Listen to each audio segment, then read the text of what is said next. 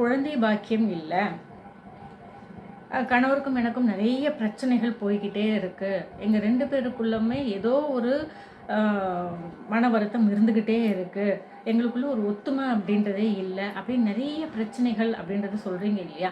இந்த ஒரு விஷயத்த பண்ணுங்கள். செவ்வாழை உங்கள் ஊரில் கிடைக்கும் அப்படின்னு நினைக்கிறேன். ஏன்னா செவ்வாழை அப்படின்றது எல்லா இடத்துலையுமே பொதுவாகவே கிடைக்குது. இதுதான் வந்து செவ்வாழை. சரிங்களா? இந்த செவ்வாழை அப்படின்றத வாங்கி தினம்தோறும் 2 பழம், நாம் பொதுவாகவே வெத்தலைப்பாக்கு பழம்னு சொல்கிறோம் இல்லையா?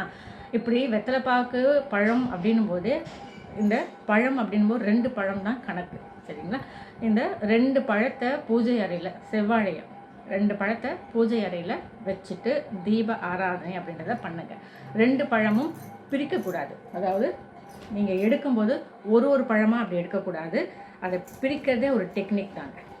இந்த பாருங்க,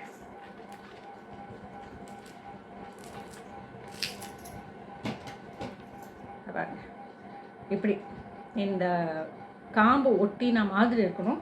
அந்த மாதிரி பழத்தை வாங்கி பூஜை அறையில் வச்சுட்டு தீப ஆராதனை அப்படின்றத பண்ணிவிட்டு தம்பதிகளாக நீங்கள் ஒரு பழம், உங்கள் கணவர் ஒரு பழம், அந்த மாதிரி நீங்கள் தொடர்ந்து சாப்பிட்டுட்டே வந்தீங்கன்னா கண்டிப்பாக குழந்தை பாக்கியம் அப்படின்றது கிடைக்கும்.